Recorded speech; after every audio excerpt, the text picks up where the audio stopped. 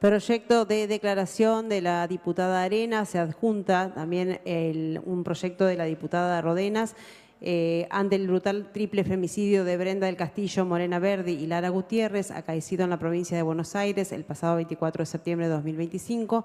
Nuestra consternación y solidaridad con las familias de las jóvenes asesinadas y el acompañamiento al reclamo de justicia para esclarecer este cruel hecho y condenar a los asesinos. Asimismo, manifiesta la necesidad de redoblar los esfuerzos institucionales para prevenir todas las formas de violencia de género, garantizar la protección de mujeres y diversidades y promover políticas públicas integrales para su erradicación. Vamos a poner a votación el tratamiento sobre tablas. Aprobado. Tiene la palabra la diputada Celia Arena.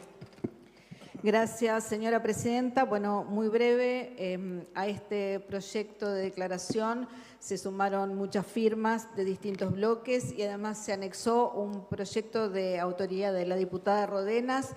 Nos parece que esto es muy importante ante hechos de esta magnitud, poder unificar una postura, el repudio, la solidaridad con la familia, pero sobre todo poner en foco algo que nos obliga a repensar y a profundizar muchas cuestiones y conceptos. El femicidio hoy fue recogido como una figura en el Código Penal. Después de mucho debate, a mí me tocó ser diputada nacional en el momento en que se aprobó, fui autora de uno de los proyectos y la verdad que hubo un debate muy profundo al respecto y muy interesante y donde se unificaron desde posturas de las más diversas, entendiendo que era algo que el Código Penal tenía que receptar porque era una realidad muy dura que estaba sucediendo y con antecedentes, con cuestiones del mismo tipo en todo el mundo. Esta es una problemática muy compleja.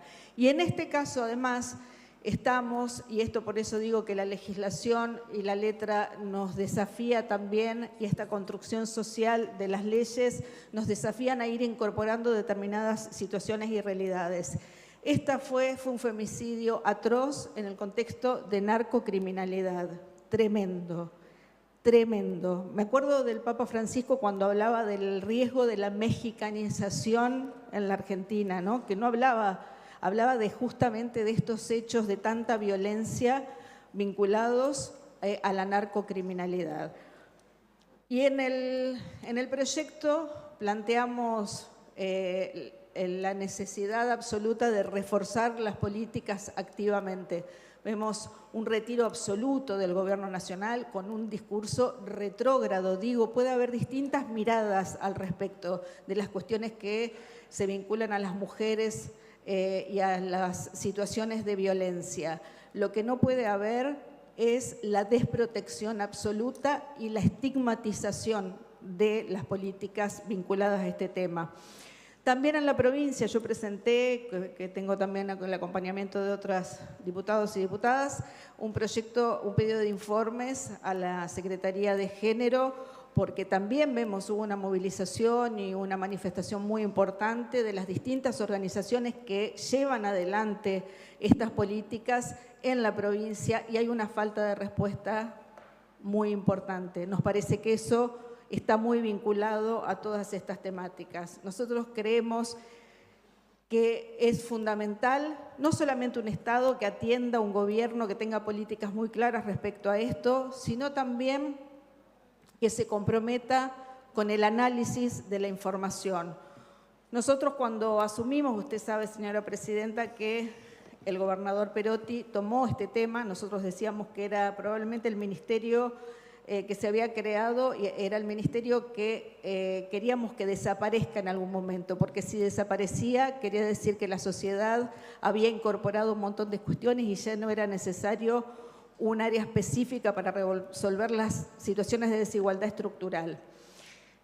Ya hubo un informe en ese momento vinculado justamente a narcofemicidios, Rosario, mapa de la violencia femicida, que señala que desde el 2018 comenzaron a documentarse muertes de mujeres no por relaciones íntimas, que es un poco lo que plantea la tipificación del Código Penal, sino en contextos criminales delictivos, clasificándolas como femicidios en trama narco. Ante eso se tomó una decisión en conjunto con el Ministerio Público de la Acusación, con el Ministerio de Seguridad, de poner en marcha el Registro Único de Femicidios y Muertes Violentas de Mujeres, articulando con estas áreas, y esto permitió contar por primera vez con información precisa y pública sobre la intersección entre femicidios y narcocriminalidad.